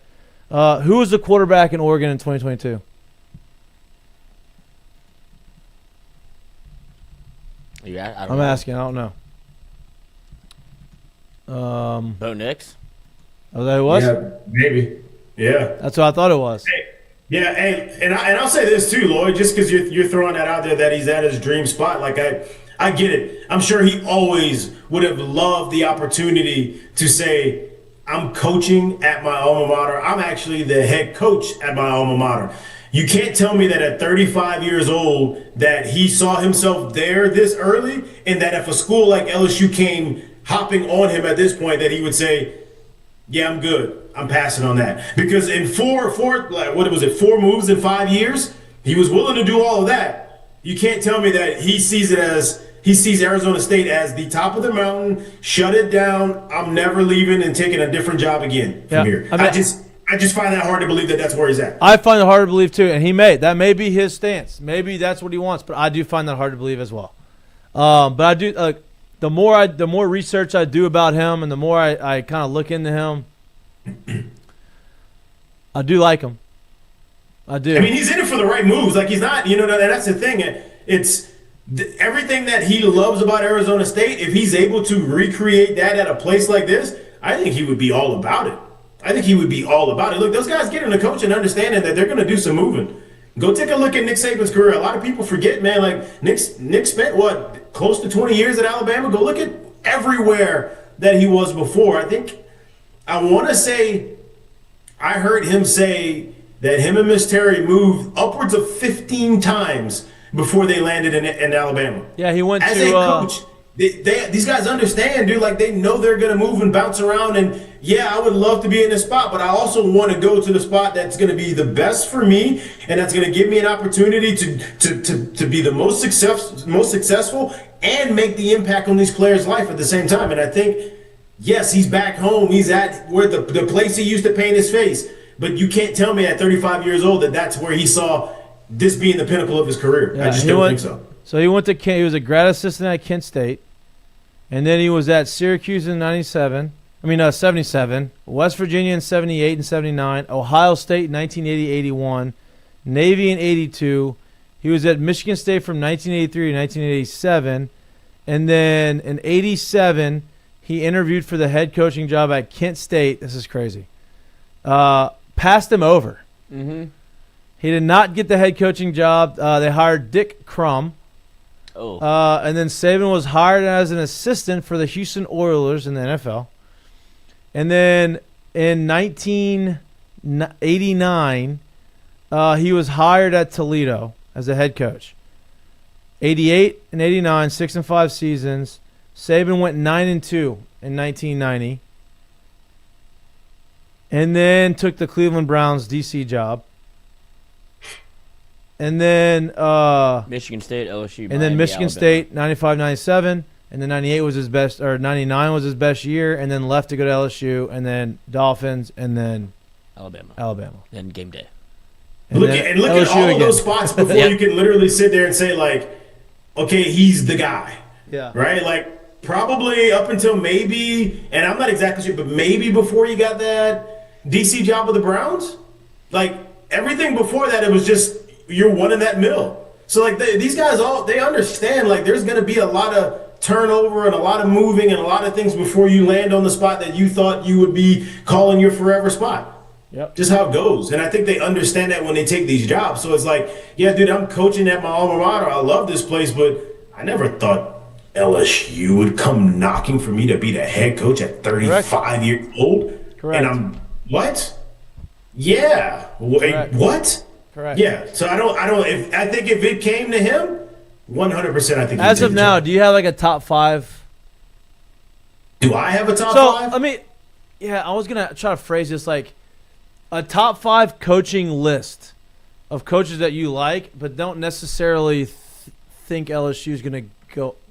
Because I want to say the top 5 LSU potential. For me right now, when I think about the names that are out there and the ones that kind of keep circulating, whether I'm really thinking about them or not, like my top 5 names that I would be A-okay with if it's any one of these in any kind of order, give me Marcus Freeman, give me Kelvin Shepard, give me Kenny Dillingham, give me Lane Kiffin, and if I guess if I'm throwing a fifth in there. I mean, Dan Lanning.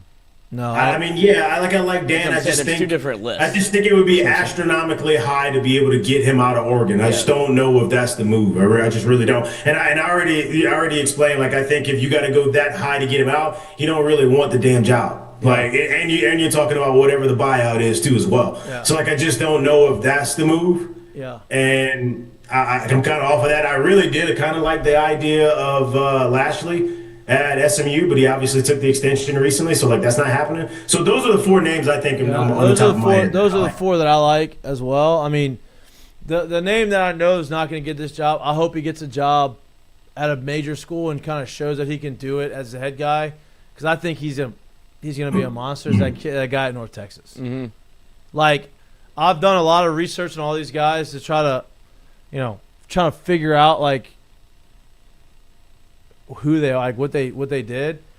And dude, you just go look at what he's done over there. Like, he is a quarterback developer, and he is not just over there too, through his whole career. time. I mean, the guy he's got right now was a 0-star recruit. He convinced him to walk on. Didn't even give him a scholarship, and now he's a leading passer in college football. High school. 0 starts in high school. Yeah. 0. Hey, I think you're good. Holy shit! I didn't even play in high school. My high school coach didn't think I was good. How do you think? I think you're good. I see it. Come on. Walk on. We'll figure it out. Now he's leading the country in passing. Like, this guy played football. He was a wide receiver at Texas Tech. Right? Like, in the mid-2000s. Like, he's not old. He's young. He understands the new age guy. He can relate to the guys. He played with some really talented guys. Like, I like guys like that. Now, I get it. He's only done it at North Texas, but he's done it at a high level. And he's developed a lot of quarterbacks. I love that guy. I don't think LSU. Yeah, it's important. I don't want to put you on the spot too, but it is important to know, like, some of the guys he's gotten a chance to work with throughout his career, his coaching career before he's landed at North Texas, and why you're saying that. Because I think a lot of people are hearing this and they're like, well, who the hell else has come out of North Texas?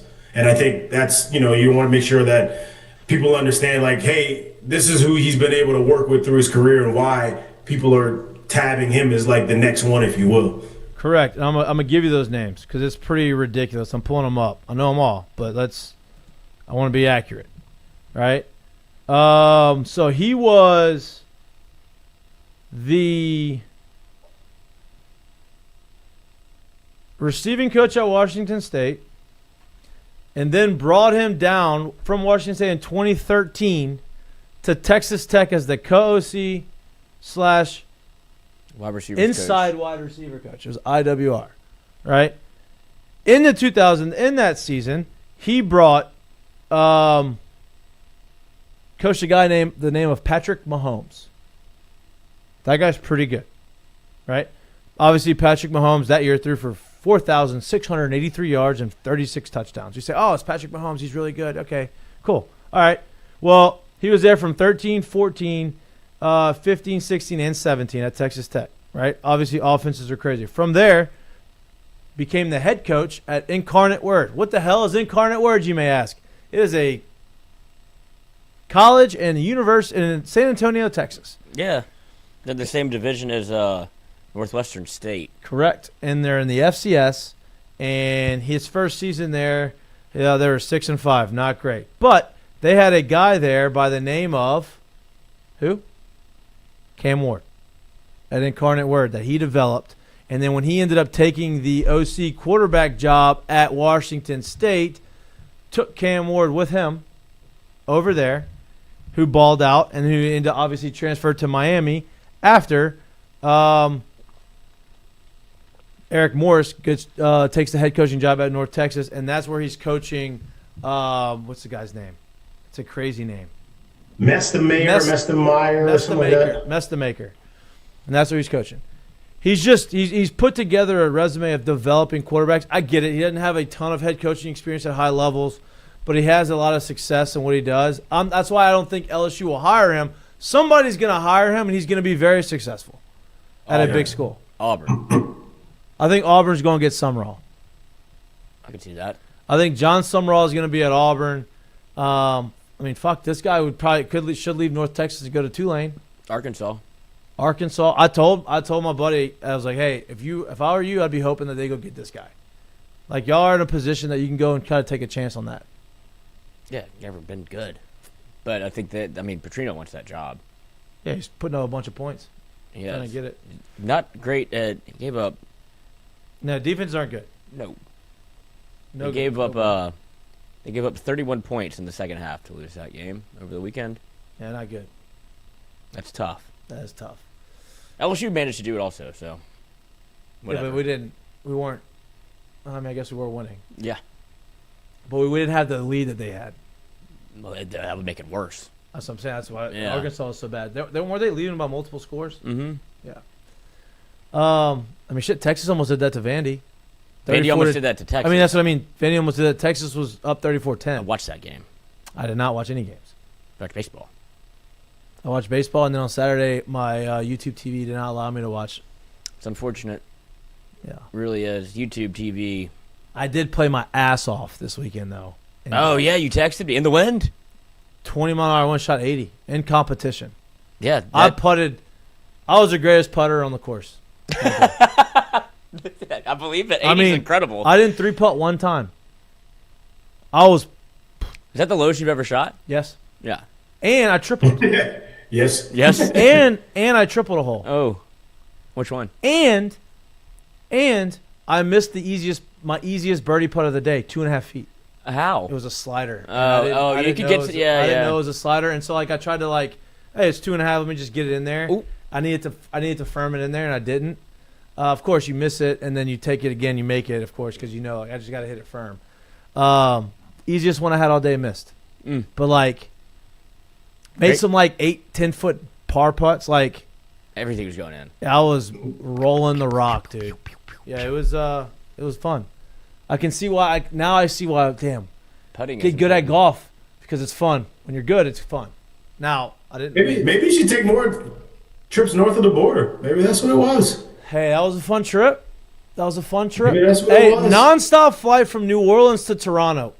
Great. I didn't know they did that. What was that, 4 hours, 4.5? No, 2.5. Really? Yeah. That's. Oh. I don't know how the math. Our You must flight. have been on the PJ. No, I wish. Trust me, I wish. We left at 6:05 p.m. on Thursday night, and we landed in Toronto at 9:35. There's another hour, so that's 2.5 hours in the air, but 3.5 hours in time because you have to go. You're going Eastern time zone. So it was a 3.5 hour flight. No, dummy. It was a 2.5 hour flight, but you're going from Central to Eastern. So that's where you get the extra hour. I didn't mean to call you dummy. That was very mean. No, I'm still confused about it. That was very mean of me to say that. I'm sorry. I wasn't. So look, I wasn't offended at all. as far as flight time goes, it's only 2.5 hours. You were in the air for 2.5 hours. But since you crossed over time zone, so technically it was an hour and a half. No. Technically, let's just say I was in the Eastern. You got too much dip on your chip. Wait a minute now. What? Give me this timing again. You spent 2.5 hours in the air, right? So we left at 6:30 p.m. Central Time, 7:30 p.m. Eastern Time, right? No, you got 6:05. I mean 6:05 Central Time. 7:05 Eastern Time. 7:05 Eastern Time. Okay? We landed at 9:35 Eastern Time. Eastern Time. You said 10:35. 9:35. Never said 10:35. 9:35. I'm starting to think he didn't go. 9:35 Eastern Time, which is 2.5 hours in the air. But since you go across time zones, you gain the extra. You have this extra hour. And you had daylight savings. I don't know which No, one I did not have that until I would've got been great, home, but which like was you didn't- amazing. Maybe that was the reason why I got shot the 80 because I got the It extra actually hour of sleep happens. No, Saturday daylight night. savings time in Canada happens on Thursday, like is that what Thursday happens? before it does Is here. that what happens? Yeah. And So that's what happened. It That's actually what was a little happened. bit longer. Okay. Yeah, I see it. That's what happened. and they have Thanksgiving like they had it like a month ago.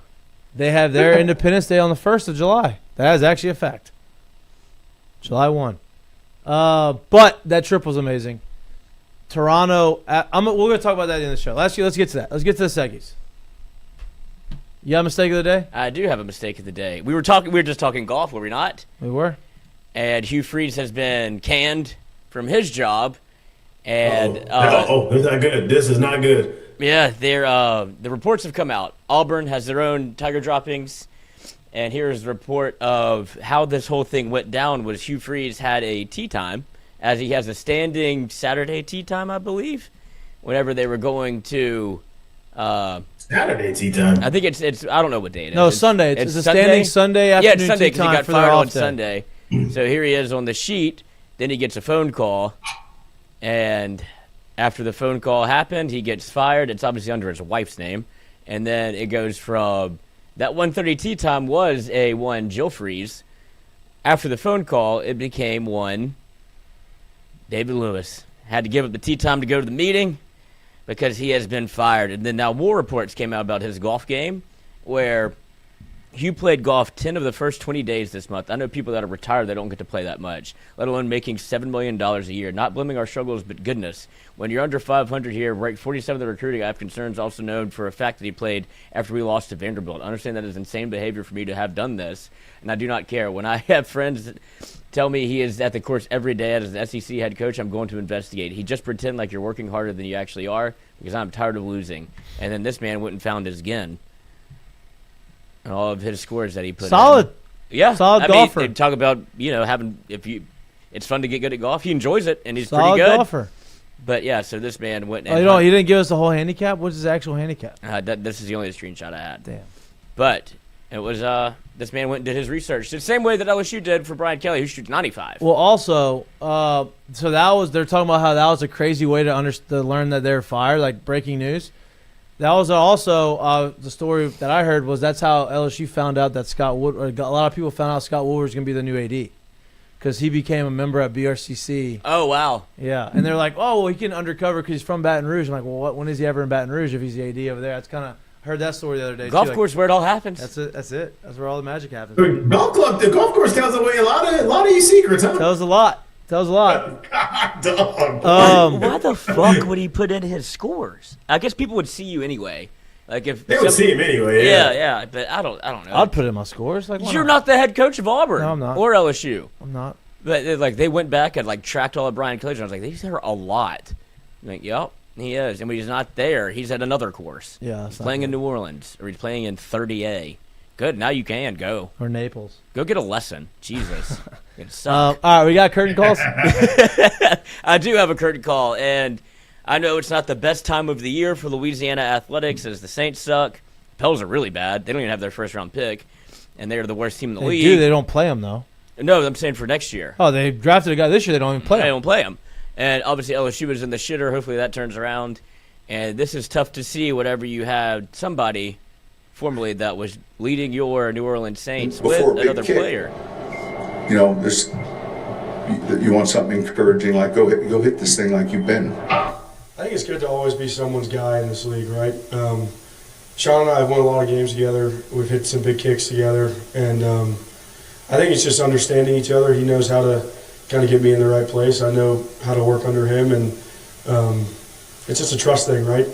And I'm just grateful for, like you said, 9 out of my 10 seasons have been with him. And before So just a curtain call to obviously Sean Payton, just Sean, absolutely. I think Sean's been very obvious and adamant and very values having guys that he believes in. I mean, obviously Lutz, he went and brought a bunch of guys when he got that job there. He brought Bo Lowry from Saints to Denver because that's his guy. Like, I respect that. Loyalty goes a long way. If you do a good job for him and and he believes that you are the guy, he's going to bring you with him wherever he goes. That's a good thing. Yeah, the Saints are more than willing to give him whatever he wants. Of course. So take him. Take Will Lutz. Take him. You want a draft pick here? Take it. Oh, yeah, let me take a receiver that we're going to throw the ball. He has like 5 catches this year. Right. Like, oh, do you? And then Sean Payton is just beating you over the head. Ridiculous. It's insane. Like, because Saints Sean stink. Payton knows who he's dealing with. Hey. Arch Manning, great game. Tanking for Arch maybe again. Maybe that comes back into the tank for Arch thing. He's staying. I know, I'm joking. Yeah. I'm joking. But that would be interesting. Maybe you have next to be year. bad again. Maybe next year. And then you trade your first-round pick. And then you could have gotten him, but you don't have it. No, we're not going to do that. They're going to have they have a chance to have the number 1 overall pick this year. They stink. And there's no quarterbacks that you want. They stink. It's okay. They had the ball for What I would do if there's no quarterbacks that you want this year, what I would do is I would trade back to a team that needs a quarterback, accumulate more first-round picks for the next year or that year, and then 1 for the next year. Now you got 2 for the next year, and you just start building talent. Go sign a free agent quarterback that you believe can do whatever, and Do you want to hear the or list of stink again, Yeah. and then go get the number 1 overall pick free agent quarterbacks next year. 2026? This list is You need to go incredible. get Kirk Cousins. You can get, raise your hand when you want one, Joe Flacco, Case Keenum, Jacoby Brissett, That's for next year. Russell Wilson, Aaron Rodgers, Matt Stafford, Kirk Cousins, Geno Smith, or Tyrod Taylor. Those are the list I'll of. take Kirk. So you're not signing a quarterback, No, you're not. and nobody wants to trade one because they're hard to get, You're and not. nobody's going to go to free Or you agency. go find someone, maybe they have a back. I don't know. I'm not saying that's the move, but whatever. You got 2. Just keep going with the guys you got and just stink again. You could get Sam Darnold, Daniel Jones. You gotta be careful though. You gotta be careful. Building a stinky ass environment. No, I know. I'm with you. I'm with you. You gotta be careful with that. I You don't- can't stink for too long. I now. don't want them to stink. If they already stink this year. Go and accumulate picks. Hopefully, get another guy. Try to be as competitive as you can be. See what happens. Don't stink, but try and. Gail Benson, terrible record. She have 2 wins in her 2 teams combined. Oh yeah, not good. Not good. All right, Hope her horses are doing great. let me my curtain call. Yes. My curtain call is to I got to, as Jared mentioned. Jared, you want to jump in on this one with me? No, this is you. Take Okay. it away. This is definitely you. I had the opportunity to take a trip up north to Toronto, Canada. Last minute trip. I decided, me and a couple guys decided that we were going to go and support Kevin in Game 6 of the World Series. He had an opportunity to clinch the World Series in Toronto for the first time since 1993. Right? They went back-to-back in 92, 93. They haven't been back to the World Series since then. Over 30 years since they've been there. And they had an opportunity to beat the Dodgers in Game 6. Kevin Gausman on the mound, their ace, beloved by everybody over there, which you assume that, but you don't know it until you see it. So we show up Thursday night. Toronto's amazing. I loved one of my 10:30. at 10:30. Toronto was one of my all-time favorite places to go. You have good restaurants out there. It's a clean city. It's a fun city. It's great. So we get to go to Toronto to watch them play. We hang out during the day on Friday, and we go watch an epic game on Friday night. We went in early, got to watch him walk out to come and go through his routine. Not as ton. I mean, there was fans in there. Obviously, they started kind of clapping for him. So he starts doing this deal. He gets in the bullpen. We go back to our seats because we wanted to be sitting down when they sang both national anthems and when Gausman was walking out of the bullpen. So we're sitting down there. They sing the national anthems. They do both. Obviously, American national anthem first, Canadian national anthem second. Gausman's done warming up. Now the crowd's full. He walks out of the dugout, just absolute laser focused on the Dodgers dugout. He walks out of the bullpen, staring at the Dodgers dugout. Crowd goes nuts. They see him going out there. They're on their feet clapping. They're going berserk for Kevin. Being able to play with Kevin, being really good friends with Kevin, it was really cool to see, right? Curtain call to Taylor Gausman for leaving us tickets. Obviously, we paid for the tickets. Never asked for anything for free. We paid for the tickets. But we wouldn't have that opportunity without her. because I wasn't going to bother Kevin on his start day to leave me tickets. So thankful for Taylor, his wife. Very fortunate that we got to experience that. Thought he pitched in that his ass off. Struck out 8 of the first 9 guys. A lot of people were debating, should they have intentionally walked Shohei there? Yes. You intentionally walked Shohei. Will Smith hit the double. Will Smith outside of who's the Japanese pitcher got the MVP? Yamamoto. Outside of him, Will Smith had probably the most impactful moments of the World Series. Obviously, the double against Gosman to kind of get the scoring started in Game 6, and the game-tying homer in the 9th inning on Game 7. So Gosman gives up 3 that inning, doesn't give up any more runs. The Blue Jays don't give up any more runs. Have an opportunity in the 7th, 8th, and 9th to score runs. They do not do it. Game of inches, man. If that ball doesn't get lodged into the bottom of the fence, if it goes 1 inch higher, 1 inch lower, it bounces up. Definitely a run scores. Could be a potential triple with no outs with a game-tying run on third base in the 9th inning with a chance to win the game. So very unfortunate, but very awesome to get to experience that. So that was my card call. Awesome. Yeah. How great was the atmosphere? Oh, dude. Wild. I mean, it was intense. Last night, the Game 7s seemed like it was even better, but it was awesome, especially in the 9th. I mean, they didn't see a lot of the fans didn't see the umpire put his hand up to call ground rule double, so they thought that it was a game tying inside the park homer, and you can't imagine how everybody was reacting to that. It was pretty crazy. Oh man, that's great. That's great. Good for baseball. Good for Major League Baseball. Yeah. No, absolutely. That's the World Series that I feel like everyone needed. And man, if you stayed up to watch some of the Game 6 and Game 7 for sure. Obviously, we can talk about the 18-inning game. The entire series was great, but if you stayed up to watch those 2 possible clinching ball games, you're in for a treat. Those was 2 very good ball games. I can't remember. I don't know. Maybe the Astros-Dodgers World Series, maybe the I don't know, what was it, the NLCS, was it, maybe, where the David Freese homers and St. Louis, that was a 2011. St. Louis homers, yeah, like those are the ones that stick out to me that I can remember like this one, but there was just so many late clutch plays and at-bats in those last in Game 6 and 7, so those are the 2 that those 2 games are impressive. Cubs, Indians. Was that? Cubs, Indians. Cubs, Indians was awesome. World Series is great. Yeah, well, I mean, I've talked about this a lot. Out of all the professional sports, I think the baseball playoffs are the best. Absolutely. NBA you have playoffs. The baseball playoffs. You don't legitimately any team can win any game. Mm-hmm. You really can. I mean, football, like everything's gonna have to go right for you to beat the better team. Like for the lesser team to beat the better team, like. It's just you got to have a lot of stuff going your way. In baseball, the lesser team on paper could have the better pitcher that day, and they may win. And it makes for very entertaining games, no doubt. But yeah, shout out to baseball because baseball's back.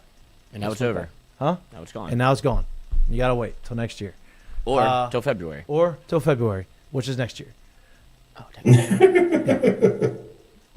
But that's all we got for you on this beautiful Monday night. We appreciate you sticking with us. We'll be back live on Wednesday from 6 to 8-ish. Please like and subscribe to our YouTube channel if you can't watch us, but you like listening to us anywhere you get your pods. We appreciate y'all. We love y'all. Hope you had a good weekend. Enjoy Monday Night Football. If you have YouTube TV, you're like me, you're not going to be able to watch it, so that stinks. But what doesn't stink is us. So we'll see you next week. Yeah! We'll see you on Wednesday. Peace.